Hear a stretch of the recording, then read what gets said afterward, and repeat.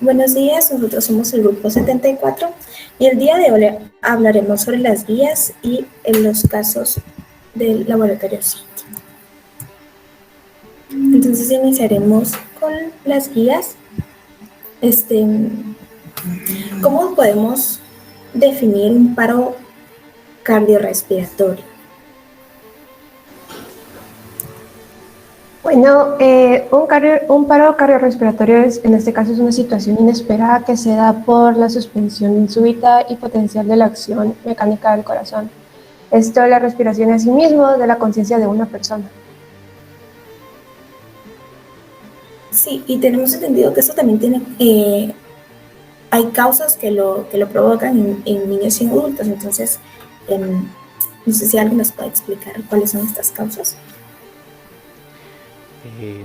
Hay muchas causas, hay que aprender acerca en el caso de niños y adultos muchas veces no es lo mismo, ¿verdad? Podemos aprender acerca de las 8 H's y las 8 T's que son descritas por la AJA, ¿verdad? Y aquí podemos mencionar rápidamente tres que son tromboembolismo pulmonar, taponamiento cardíaco y shock cardiogénico.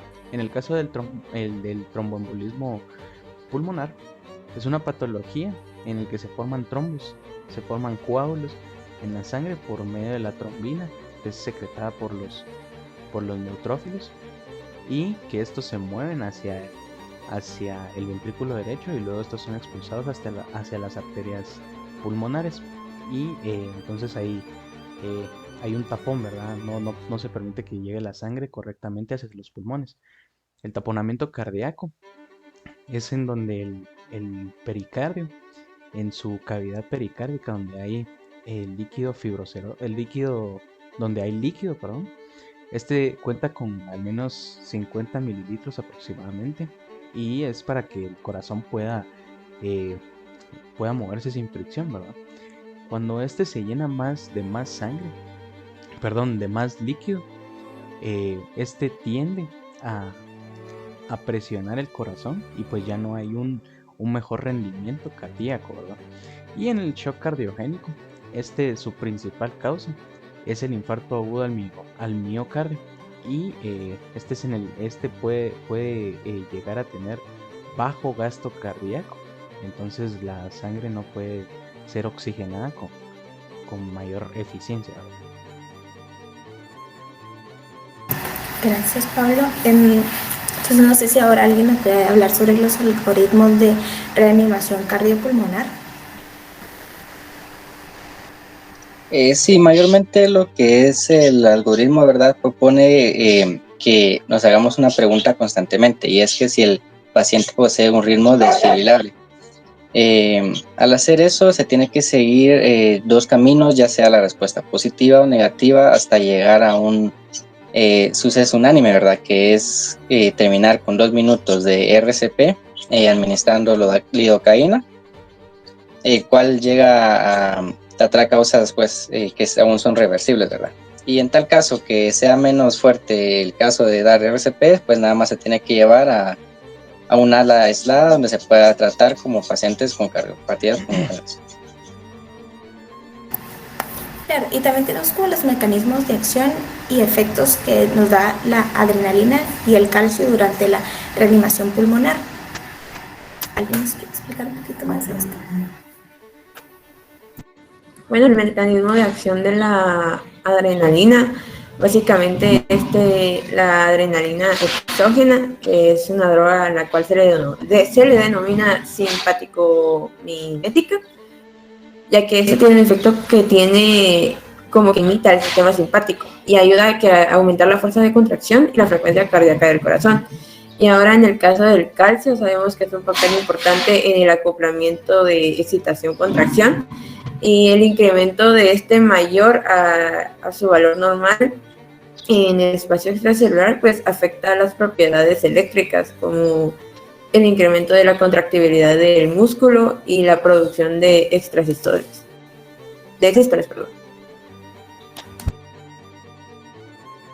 Claro, y también tenemos las funciones de compresiones torácicas y las funciones de la ventilación asistida. Las funciones de la compresión torácica sirven para hacer circular la sangre y permitir que el paciente se recupere. Y ahora, la función de la ventilación asistida, el objetivo es proporcionar una asistencia ventilatoria sincronizada en tiempo y en magnitud con esfuerzos respiratorios del paciente a medida que se reduce el soporte ventilatorio mecánico. También tenemos el gasto cardíaco. No sé si alguien nos puede hablar de qué es y sus determinantes. Bueno, el gasto cardíaco en sí es la cantidad de sangre que bombea el corazón desde los ventrículos hacia la aorta por cada minuto. Y al ser un determinante principal de transporte de oxígeno al organismo, tiene la capacidad de adaptarse en cualquier momento a lo que necesita el organismo. Y los factores que lo afectan directamente son el nivel básico del metabolismo del organismo, el ejercicio físico, la edad y el tamaño del organismo. En el caso de los hombres sanos y jóvenes, el gasto cardíaco medio es de 5.6 litros por minuto, y en el caso de las mujeres sanas y jóvenes, el gasto cardíaco medio es de 4.9 litros por minuto. Gracias, Luis. Ahora no sé si alguien nos quiere definir algunos temas como automatismo, vatomatismo, cronotropismo, inotropismo y lisotropismo. Sí, con gusto yo te amplío más el tema. Refiriéndose a automatismo, pues podemos decir que es una propiedad del músculo cardíaco que es para generar impulsos. Esto es más que todo es para que sean capaces de activar el tejido y producir una contracción. Asimismo, se asemeja más que todo en su acción con el cronotropismo, pero tienen la diferencia que este es propagado más que todo marcando el ritmo de despolarización del resto de las células cardíacas, y la consecuencia de esta despolarización pues es el ritmo de la contracción. El vasotropismo también es conocido como excitabilidad, que es la capacidad del músculo cardíaco pues de responder a un estímulo. El inotropismo sería una cualidad de, también refiriéndose a la contractibilidad del músculo cardíaco. Sin embargo, se define o se deduce en dos situaciones, que sería el inotrópico, que es positivo, y el negativo. Con esto positivo se refiere que la capacidad de contracción muscular es muy buena, y pues para hacer el efecto inotrópico, que es negativo, que la disminución de contracción es demasiado baja, ¿verdad? Y culminando con el lucitropismo, que sería la relajación del corazón, que ocurre bajo ciertos estímulos, todo lo contrario a lo que sería el inotropismo. Gracias, José Daniel. Y para concluir con la guía de estudio, no sé si alguien nos puede explicar el recorrido de la sangre en su circulación sistemática y en la circulación pulmonar. Yo voy a opinar acerca de eso.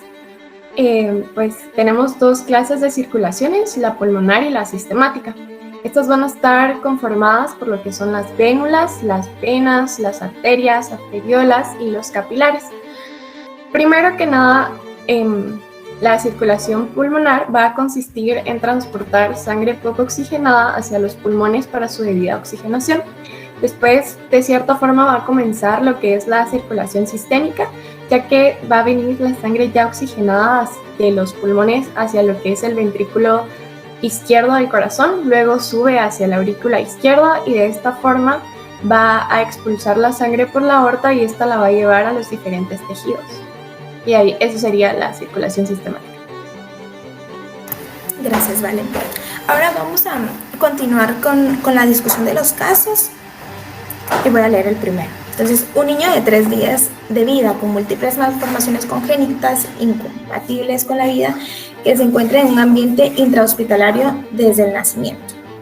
Entonces, no sé quién quiere iniciar. Sí, comentando sobre esto, en este caso los protocolos de reanimación pediátrica se aplican en neonatos cuando hay pérdida del conocimiento o ausencia del pulso. En este caso se presenta un paro cardiorrespiratorio, por lo que un RCP correcto en los neonatos se efectúa en un ciclo de 3-2, es decir, se realizan 3 compresiones y 2 ventilaciones. Además, durante este proceso nos debemos cerciorar sobre el pulso del paciente cada 30 segundos. Podemos llegar a repetir este ciclo hasta 5 veces o hasta conseguir la recuperación y una reanimación exitosa. Ya teniendo al paciente lactante estable, se mantiene en observación y un cuidado intensivo. Pablo, ¿tú querías hablar? Sí, yo solo para agregar un poco lo que decía Marjorie, hay que recordar que tenemos que hacer una reanimación eficaz, ¿verdad? En el caso de los neonatos y de los adultos, pues no es lo mismo.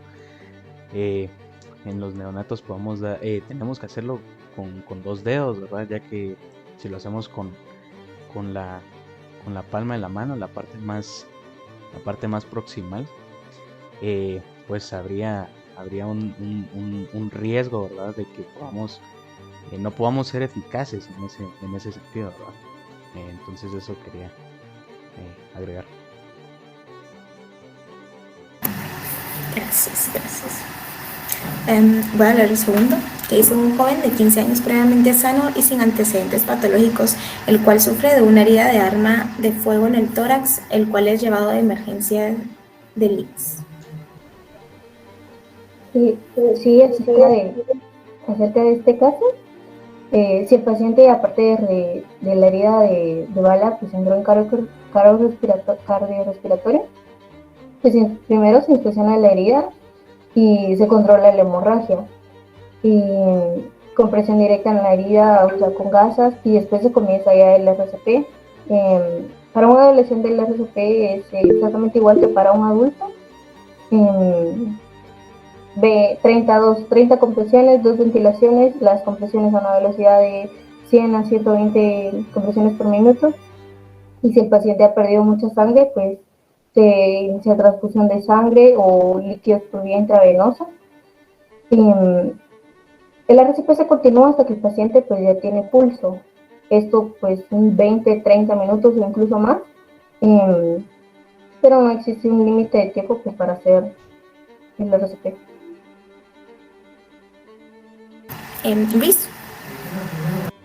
Sí, yo pensaría que por la herida de arma de fuego, obviamente pues en el lugar habría que ver si le dan o no RCP, porque pues las personas no saben qué hacer normalmente, pero si llega al hospital, desde que llega a empezar a darle RCP, porque está perdiendo mucha sangre, o dependería, pero supongamos que pierde mucha sangre, entonces en ese caso también sería algo inútil, porque dependiendo de la cantidad de sangre que pierda, si es demasiado, no tendría mucho sentido hacer el RCP. Pablo. Sí, yo ahí tendría también una discrepancia en el sentido de que nosotros no sabemos en dónde fue la herida de bala, ¿verdad? A veces tal vez le pudieron haber dado e incluso en el callado de la aorta o en la aorta, ¿verdad? Entonces al momento de nosotros empezar a hacer compresiones, pues el paciente en vez de mejorar va a empeorar, ¿verdad? Porque se va a desangrar ahí mismo. Al momento de nosotros hacer compresiones, en vez de que circule la sangre, se va a salir porque está herido, ¿verdad? Entonces va a morir por una posible hemorragia. Entonces yo creería que ahí sí habría que esperar a que llegaran a socorrernos. Gracias. Gabriela.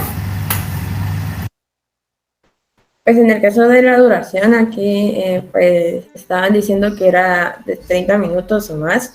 Pues hay estudios que dicen que sí puede ser, bueno, es recomendable que sea 20 minutos a 40 minutos. Sin embargo, también debemos de tener en cuenta que depende también de cómo se hacen las compresiones, porque si se hace efectivamente puede ser de menor tiempo o puede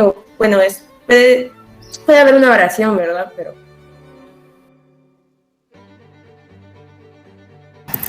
Sí, yo igual ahí quería agregar que yo también había leído que puede ser como de 20 a 30 minutos, porque pues podemos provocar el trauma puede provocar dañar la caja, los pulmones, las vías respiratorias, los vasos sanguíneos y el corazón. Entonces todo depende también de cómo esté y, como decía Pablo, en qué condiciones va el paciente.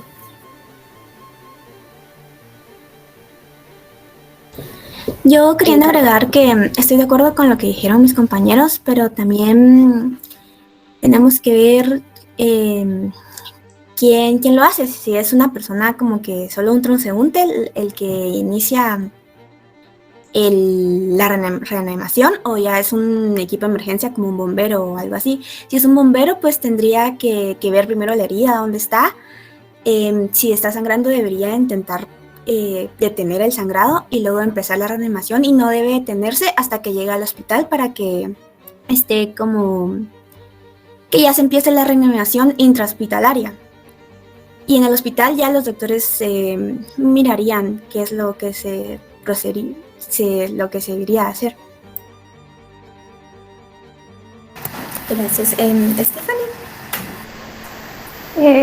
Sí, solo agregando con los compañeros de que en esta situación es muy delicada de tratar por los casos que primero se debe colocar al paciente en una zona segura y luego también buscar si hay una entrada y una salida de esta bala. En el caso que no se encuentre, esto es donde se entra la técnica del RCP, que es de 15 a 20 minutos por lo que se había leído, y no más para prevenir para que nosotros no provoquemos una hemorragia al aplicar tanta presión dentro de lo que cabe el RCP.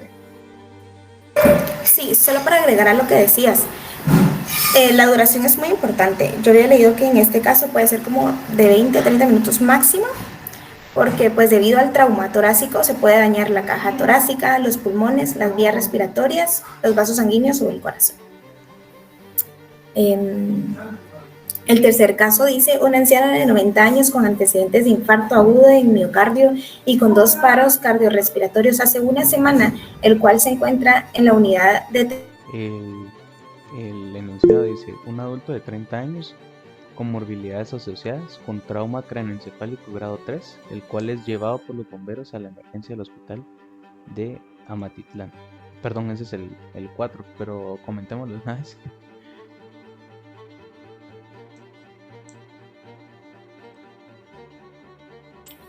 Pues primero hay que revisar las vías respiratorias, la respiración y la circulación de la persona. Y de ser necesario se tiene que iniciar las compresiones y las respiraciones.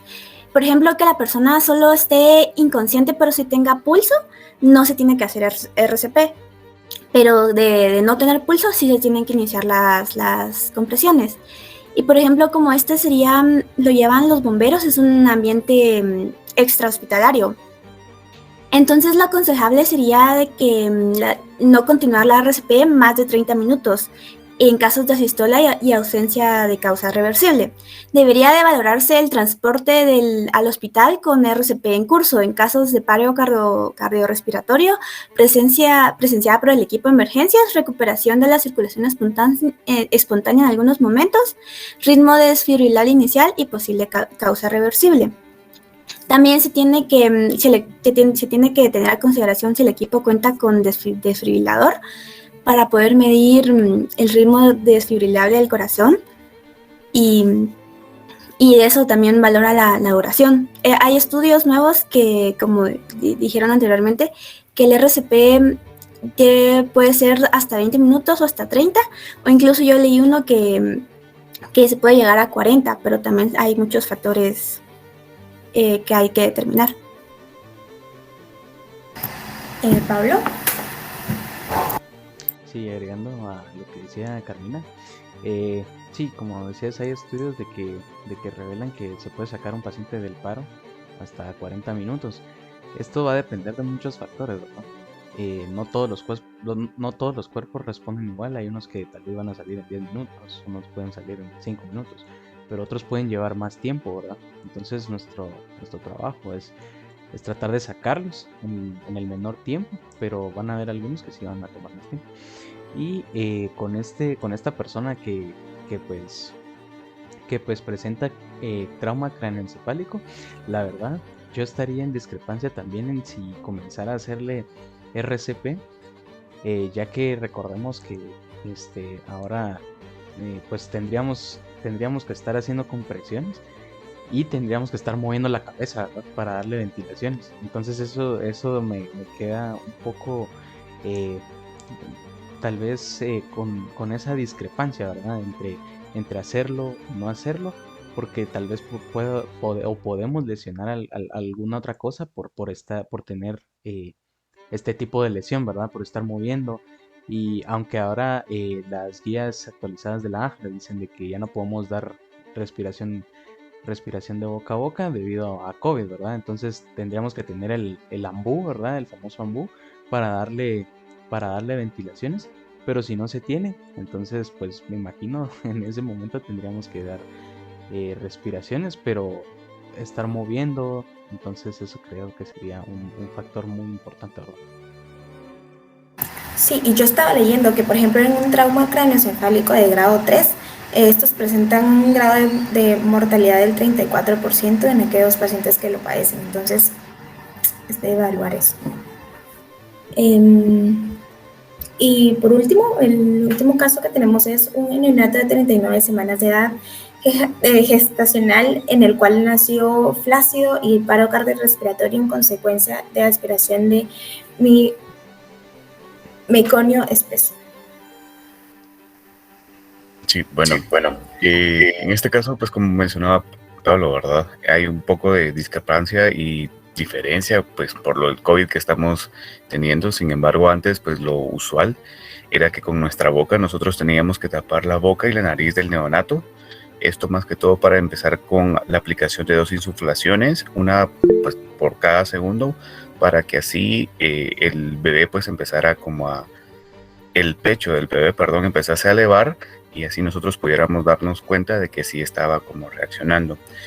Luego pues continuábamos con las compresiones y las ventilaciones hasta que el bebé se moviese, que usualmente se tomaba como en cuenta 30 compresiones interrumpidas.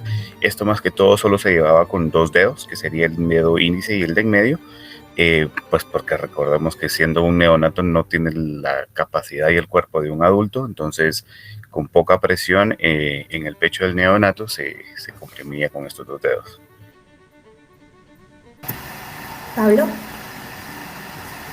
Sí, en este caso también yo creo lo que dice José Daniel es algo muy importante, ¿verdad? Porque digamos al momento de que el bebé, al momento del parto, aspira el meconio, pues este niño va a tener problemas pulmonares, ¿verdad? Va a tener problemas pulmonares serios.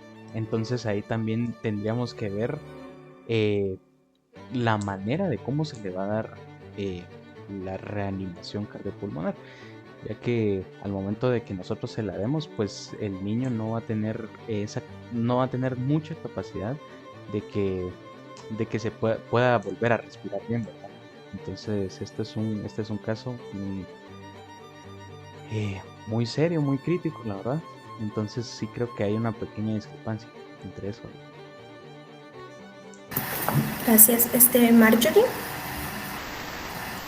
Sí, completando un poquito esto, según un artículo que había visto, que fue publicado en 2015, se menciona que a estos niños con una puntuación de APGAR de 0 a 10 minutos de vida, muy probablemente van a fallecer o van a presentar secuelas neurológicas graves.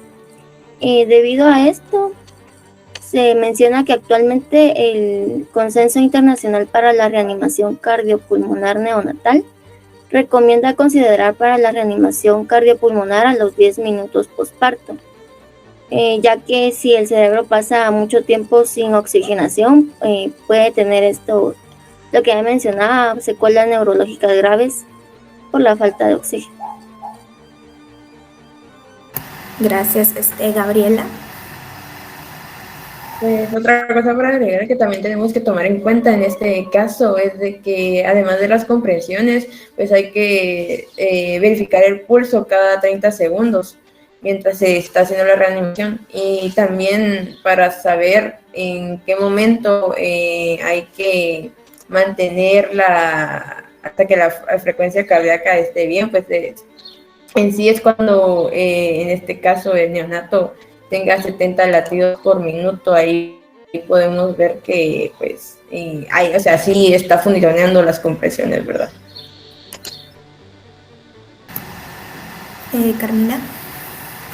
Solo para agregar de que sí estoy muy de acuerdo con lo que dicen mis compañeros y agregar de que el daño cerebral permanente comienza después de tan solo 4 minutos sin oxígeno y la muerte puede ocurrir de 4 a 6 minutos más tarde.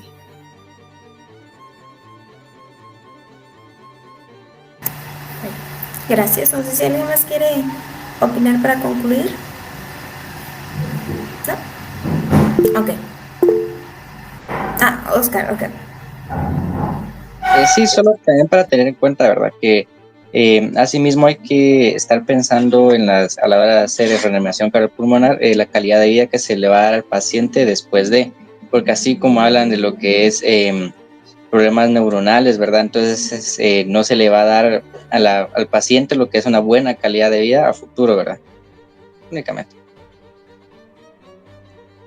Gracias, Oscar.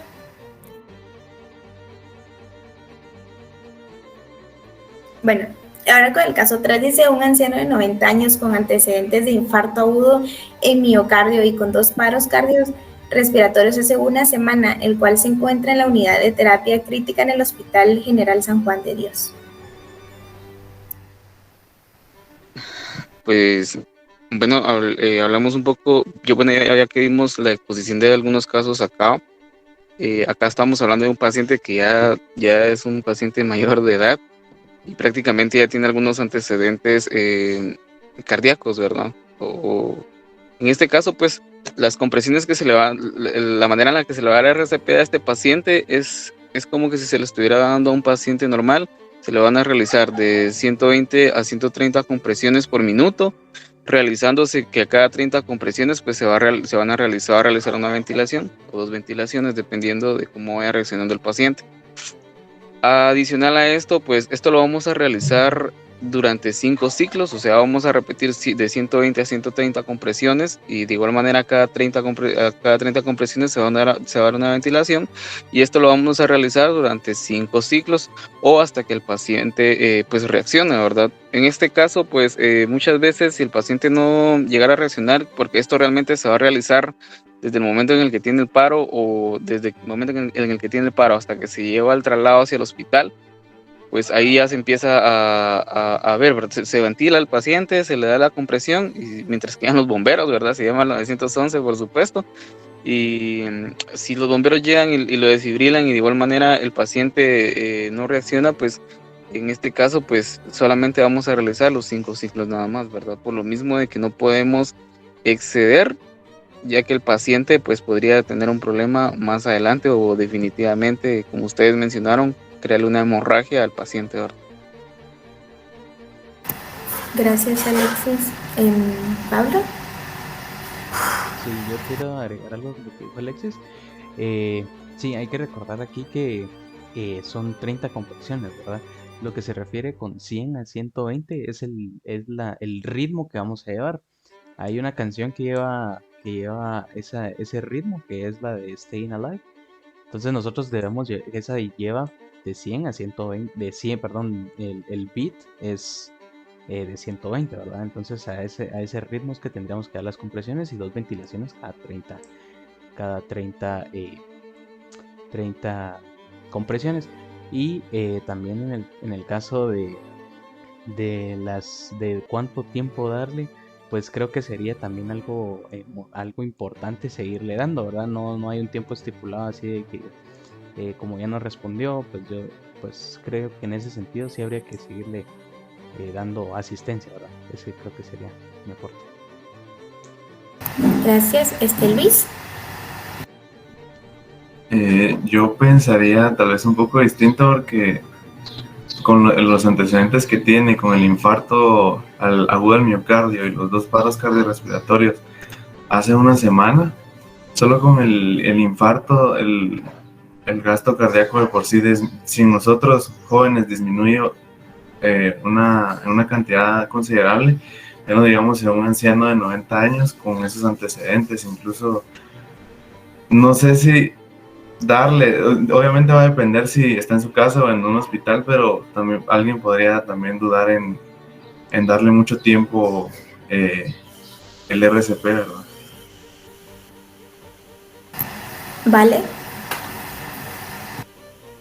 Solo un pequeño comentario, porque a veces por lo del tiempo, de que aunque el paciente siga en paro, debemos de asegurarnos de no haber fracturado la caja costal, ¿verdad? O sea, porque le podemos provocar más daño si le seguimos haciendo compresiones. Solamente. Gracias. Alison y luego Carmina. Sí, solamente agregando algo con lo que dijo Vale, o sea, la eficacia, la profundidad de las compresiones, pues es algo muy importante, porque al ser una paciente tan grande es mucho más sensible, pues fracturarle alguna costilla.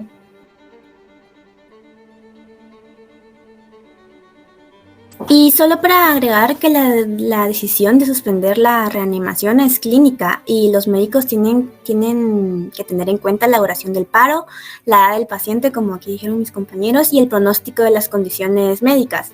La decisión se toma cuando no se ha establecido la circulación, después de que se realizaron las medidas de RCP y las de soporte vital cardiológico avanzado. Gracias. Alexis, no sé si vas a agregar algo o se te quedó la mano arriba. Hablando un poco sobre lo que decía, no sé si fue Alison, que se podría fracturar la costilla, pues en realidad pues por eso hay una manera en la que se le da RCP a un paciente, y más en ese paciente siendo un paciente de 90 años, al dar un RCP de manera correcta, pues no tendría que haber fractura, ¿verdad? Ya que las costillas en sí, la maniobra está dada, ¿verdad? Para que pueda resistir y no fracturar o no crearle un daño al paciente, ¿verdad? En cuanto a lo que le decía Luis Daniel, pues a este paciente sí se le puede dar RCP hasta que el paciente reaccione, ya que pues efectivamente él ya tuvo un antecedente de un paro, entonces en este caso el paciente ya tiene muy débil el corazón, entonces en este caso por eso se llama RCP, que se trata de la manera de reanimar el corazón, de bombear el corazón. Entonces en este caso no hay problema, se puede seguir dando RCP y siempre ir controlando el pulso del paciente, ¿verdad? Por la edad que tiene. Listo, muchas gracias, Alexis. Entonces, con esto concluimos. Y muchas gracias a todos por sus comentarios, por aportar más, y es todo. Gracias.